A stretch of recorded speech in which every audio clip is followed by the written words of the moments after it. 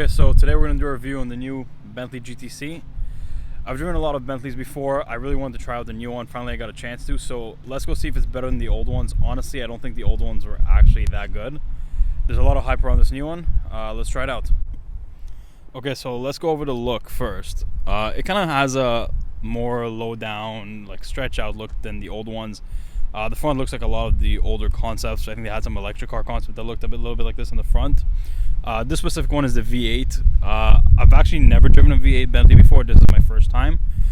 It does sound a lot better than the W12, and honestly, it makes more sense now. The W12 it's a very smooth engine, but you know, you're gonna buy a Rolls Royce if you just want to buy a car for smoothness. This sounds a lot better. It goes a lot better. It's a lot more reliable. A good way you can tell between the W12s and the V8s are the quad tailpipes right there. If it's one big tailpipe, that means it's a W12. Otherwise, it's a V8. So probably the best improvement Bentley made is the interior. You get this very modern interior, this modern looking screen. You know, the old ones are starting to get very outdated. They did a huge improvement, but they did keep the seats kind of the same style, so you still get a classy, you know, British look to it. Very easy to use. The actual like screen itself and the system's very, very easy. Just, you know, much needed update to kind of keep up with Mercedes S-Class. Honestly, I have high expectations for this, but let's go drive it and see what it's like. Okay, so first impressions is, you know, it's smooth. It's a lot smoother than the old ones.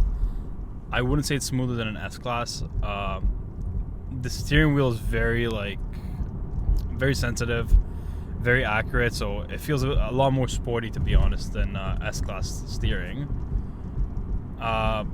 But right now I'm in comfort mode, and to be honest, it's not that smooth. I do really like it though. Again, I think it's a good alternative to an S63, but it's not like a Rolls-Royce Wraith alternative.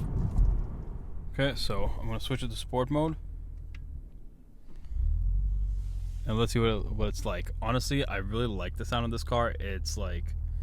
It's not super aggressive, but again, the W12 sounds kind of like a vacuum cleaner. This one actually has like a nice rumble to it when you push it, so it can be a bit of a fun car to drive. And let's go.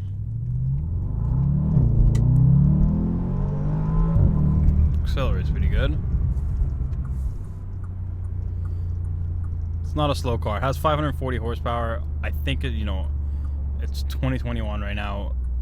A lot of cars have that power. I think this car should have at least, close to 600. So I do think it's a little low on power, but the torque comes in very, very early, so it doesn't feel slow at all.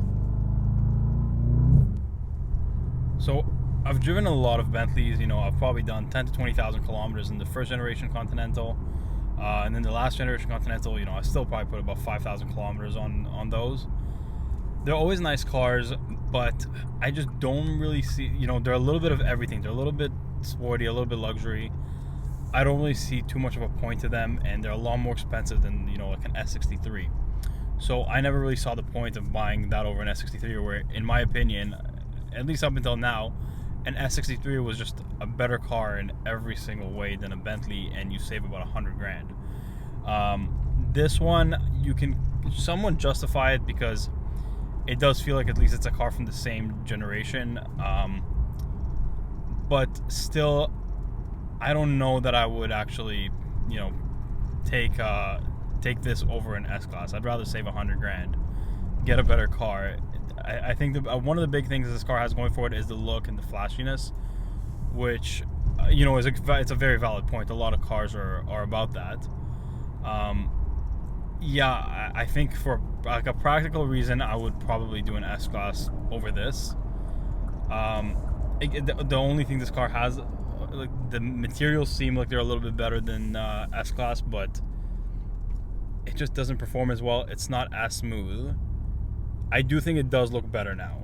That's a huge thing that they changed, is the look, and it looks more aggressive. It looks more sporty. So I do think it looks better than the S-Class does. But other than that, I just, a ton of people buy these, so, maybe I'm wrong, but I just don't see much of a reason other than the name. So overall, I think it's a pretty good car. I just think there's better use with the money. You know, if you're looking for an all-around car that's got a lot of luxury, got a lot of speed, you're better off probably going with an S63. If you want something just, you know, for the sportiness, you can get, you know, Aston Martin DBS, maybe even get like a used Ferrari F12 or something. But this car tries to do, I think, a bit of everything, but it's not the best at anything. And at the price point where it's at, you can just do a lot more with the money. However, yeah, I don't think anybody would be disappointed owning this car. It's still a really good car. The only problem with this car is the competition, and I just think the competition is way ahead of itself, and that's saying something about the current generation S63 coupe and convertible. Once the new generation come out, I think it's going to be miles ahead of this. You know, I just feel like Bentley's always a few years behind. So yeah, that was my take on the new Bentley GTC. Overall, pretty good car. I just think, you know, better cars out there. But yeah, make sure to subscribe to my channel. Summer's coming up right now. We're going to be doing a lot of hypercar content, just a lot of cool car stuff. And yeah, I'll see you in the next one.